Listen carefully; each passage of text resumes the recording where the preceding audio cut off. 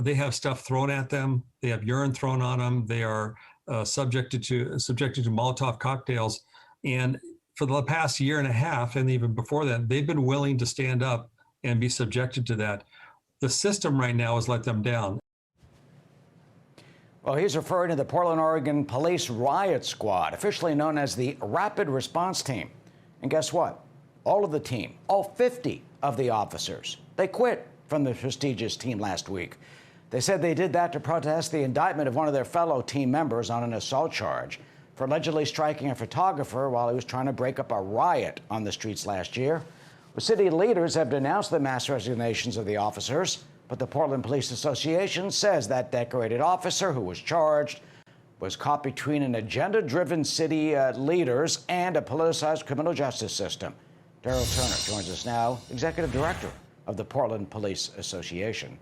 Mr. Turner, welcome. The officers remain on the force. They quit the squad. But what message does their resignation send? Well, so they didn't quit. They resigned from a voluntary position. This message is not just about our officer being indicted. We sent a letter to the city of Portland because we represent, obviously, the Rapid Response Team members. We sent a letter to them in October stating all the issues and problems and concerns that they had based on what happened over 150 days. We had 150 plus days of unprecedented, sustained violence in the city of Portland. And our Rapid Response Team, along with others from the Police Bureau, came out every night, stood the line with, like you said, Molotov cocktails, urine, feces, rocks, bottles, everything else thrown at them, plus being doxxed, their home addresses being put out over loudspeakers, their families being threatened of assaults. We had a murder during one of the riots. We have multiple assaults during the riots, and also multiple assaults of police officers during those same riots. The same district attorney who indicted our officer declined 80% of the crimes committed during those riots by people. 80% of the people who were charged, who were arrested by Portland police during those riots, 80% of those were declined by the DA's office. Wow. Do you think that city officials in Portland have your backs? No, they do not. Night after night, we were criticized by everyone, our elected officials from the DA's office through some of our city council members who are supposed to look at us as a subject matter experts and obviously hope that we are doing the right thing and depend that we're doing the right thing, but definitely supposed to support what we're doing out there when we're doing the right thing. And that's not what happened. They actually encouraged and enabled some of the violence that was going on during those 150 plus days, or nights, I should say. One of the city officials is Commissioner Joanne Hardesty. Ms. Hardesty oversees the police and the fire departments, and she's been critical of the response team. Here's part of what she said. We should expect our police force to act in a way that we can stand by, but when they don't, we need to have accountability systems in place.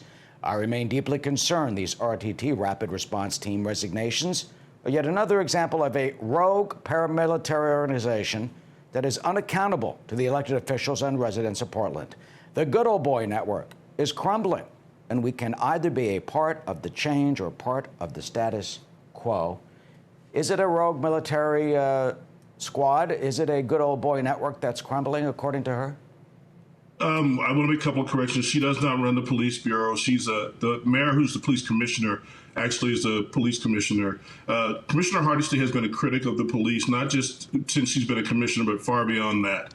However, she also led the charge last summer to defund the police. She led the charge to disband our gun violence reduction team. Now shootings are up almost 800% in the city of Portland. Over 65% of the people who are being shot in the city of Portland are African American.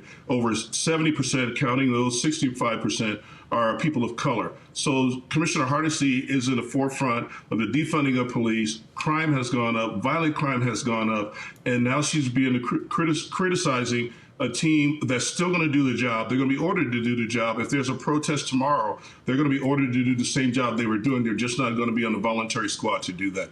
Their skills, their expertise will still be used in those situations and those events. And the big question is, can law enforcement deal with this? Here's Deputy Chief Chris Davis on that. we will make sure that we have as close to adequate resources as we can get within just the limits that we have to deal with anything that comes up with on-duty resources. Mr. Turner, finally, what would you like to see? Finally, what I would like to say is the residents and business owners of the city of Portland are have a hopeless feeling right now. Well, what's going on? We're woefully understaffed, we've been defunded. Our divisions that have been successful in doing what they've done have been disbanded, and the rapid response team decides to voluntarily resign from those voluntary positions. They'll still be doing the same job. They'll be ordered to do the same job, but it's a little bit different. Our district attorneys continuing not to prosecute cases of crimes being committed during those riots. And the big thing is our city council refuses to allow us to have body cameras, which would show the whole event, the total events. Our officer who was indicted, that was just a snapshot of the event. We don't have body cameras. Matter of fact, we're one of the largest cities in the country whose police agency doesn't have body cameras. Our city council refuses to do it. It's not a budgetary issue. They're afraid that the body cameras will show the false narrative being neutralized. And in fact, we don't have a brutal police force. There's not police brutality going on during those events, but they don't want that to show. They want to have their false narrative and self-serving agendas. And that's what's hurting our city. That's what's hurting our organization. And that's why the rapid response team, one of the reasons of many why the rapid response team stepped down.